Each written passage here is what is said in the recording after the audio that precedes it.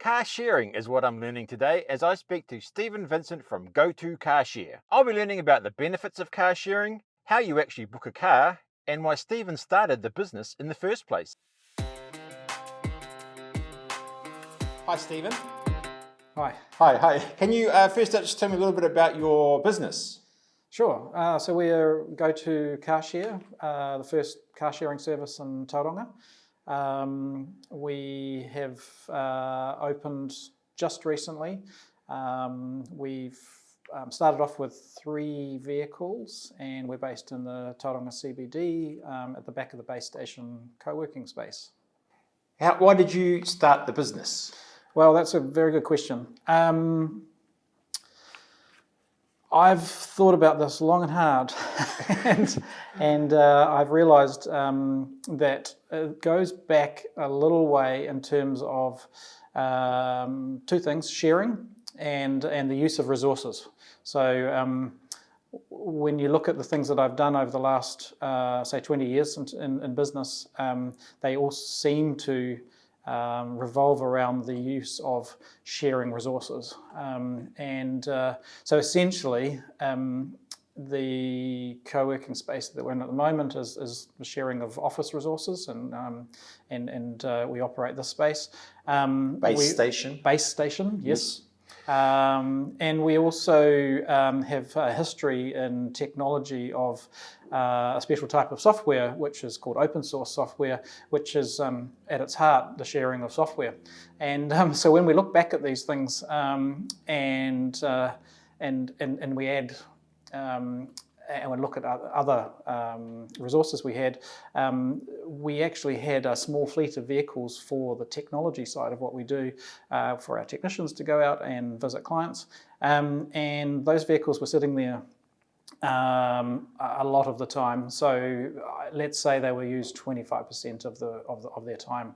And we started talking about how, just like office space, how could we actually make better use of these of the small fleet of vehicles? That's how the idea came about, and coupled with the fact that we have space in the CBD, coupled with the fact that we have technology behind us, the idea of GoTo Car Sharing came about. Did it take long to get off the ground? Sorry, what was that? Did it take long to get the business up and running? It did actually, as with all of these things, longer than expected. Even though we had a technology background, even though we had all our resources available to us, the working through how we wanted the car sharing to actually operate meant that we needed a certain number of things in place, and that required technology in the cars. It meant software systems, and I guess also the leveraging our network as well, in terms of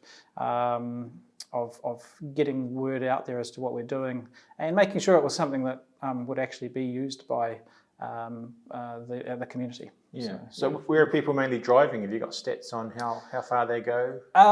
At the moment, so essentially we have about 3 months of stats, but 2 months of that was trials. Yeah. So it's been running for a month with our, I guess, a group of organisations.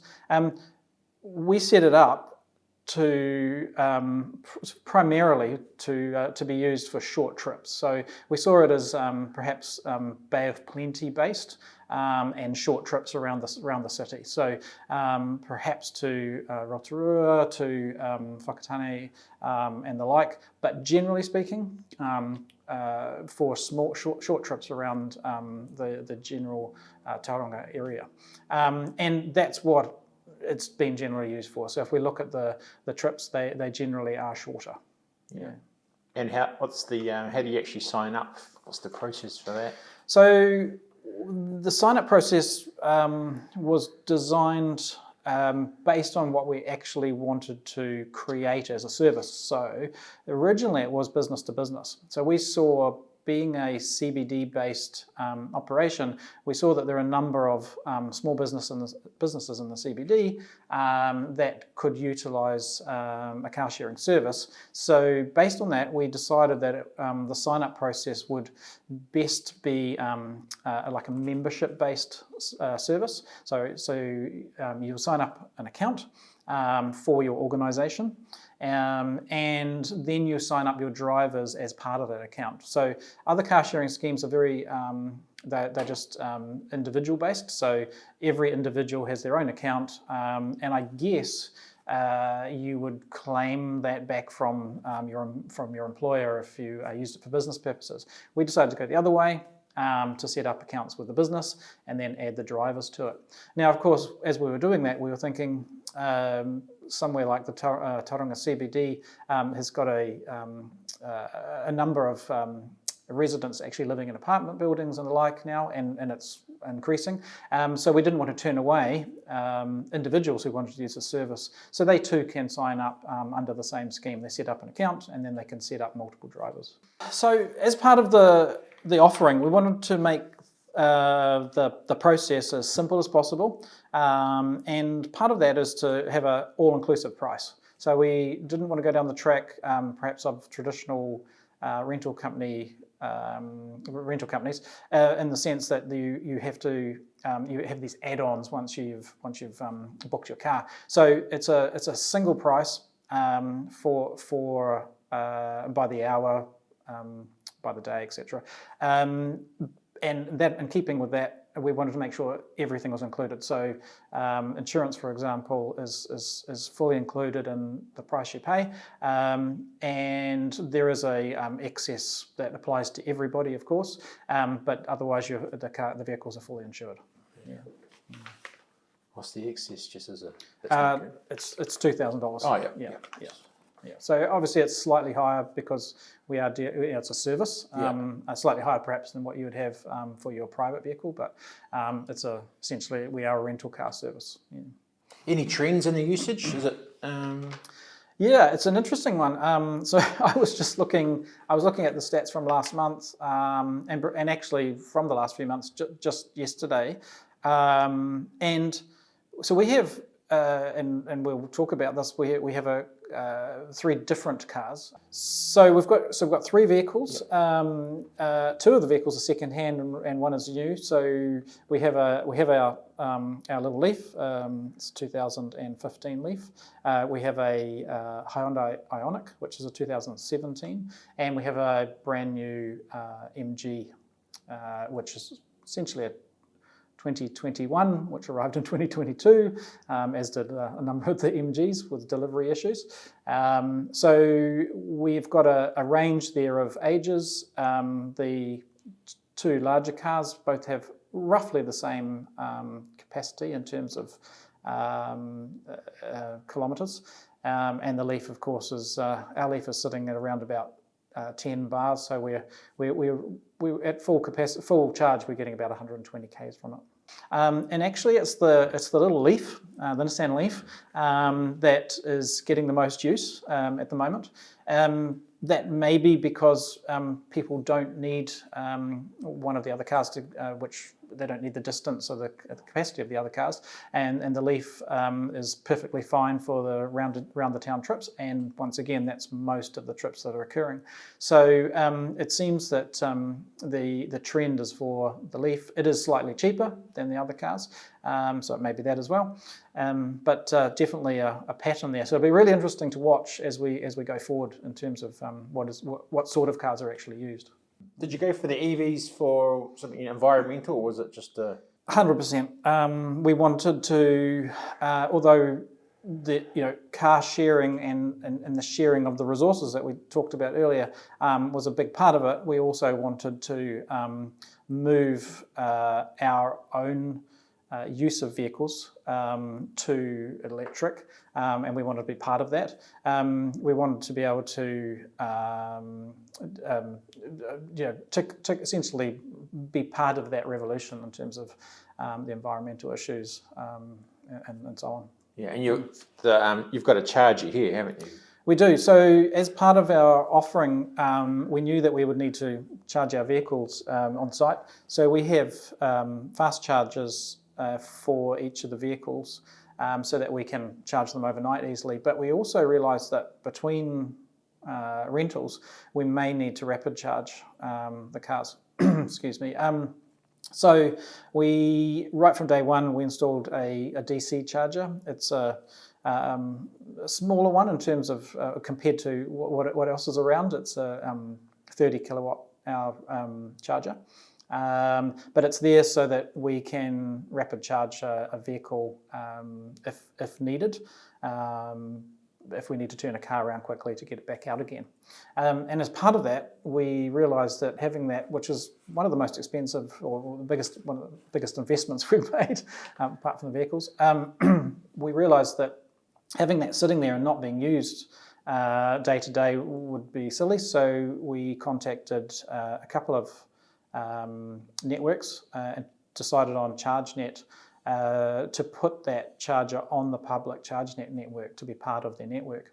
That's so that we can offer it to EV users who may not be using our car sharing, but at least the charger was getting used. And of course, at the moment, for the in this area, we are the only public charger in the CBD. The closest other two are Farmer Motor Group and Pack and Save in 9th Ave, 10th Ave. Just on the network, how do you see that growing just generally in New Zealand? Any thoughts on that? The charging network? Yeah.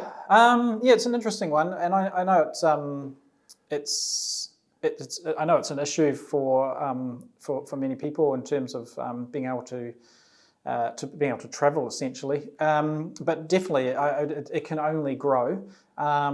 There's only so much that one company can do, and obviously ChargeNet is the largest doing it at the moment. But it's nice to see that there are a couple of others now coming online as well. I guess that adds complexity in terms of having to carry multiple fob keys or apps around. So it'll be interesting to see how that settles over time in terms of how people actually use it. But definitely the more we have, the better. The more at one location we have, the better. At the moment, there seems to be many locations with just able to charge one car at a time. But at the end of the day, these chargers are really expensive. I'm not. Most people probably wouldn't realise the cost of them, so unless there's some way for example, if and this is what's been happening to get it to this point, is public-private investment in them, which has helped. But otherwise, it'll be private operators that continue to add them. So the likes of our one just made sense that if we needed it, that it'd be great to share it, and it helps pay for it, which is great. Others like Farmer Motor Group, I assume that they have theirs, obviously to charge cars that they're selling, but also it attracts people, and likes of supermarkets, you can go shopping while you're charging. So I assume we'll follow overseas. I have had the pleasure of driving a Tesla for a week in Europe, and this was 4 or 5 years ago, and everywhere we went there were 2 to 10 chargers at every location. So eventually I believe that's what will happen. There'll be more in one location, and so it'll only grow. Yeah, and we might as well talk about how to find out about your business. Yeah, sure. What are the website? Yes, goto.nz is our website. You can sign up directly on there for your membership account, and there's a process we go through, and we contact you when that's ready. Usually it's less than 24 hours. There's also a whole lot of frequently asked questions. We're adding those all the time. We're adding help help information on how to drive the car, how to charge the car, all sorts of things about the actual use of the vehicles. But we also want to have the personal touch as well. So we offer an induction for anyone who is signing up or wants to just come and have a look. We're absolutely happy to give you an induction on each individual car and show you through it before you drive. So go to the website, contact us, or sign up, make contact, and we can go from there. Yeah. Okay. Thanks very much, Steven. That's great. No problem at all. Thank you. If you've got some thoughts on car sharing, let me know in the comments below. If you'd like to subscribe to the channel, that would be awesome. And thanks again for watching EV Quest.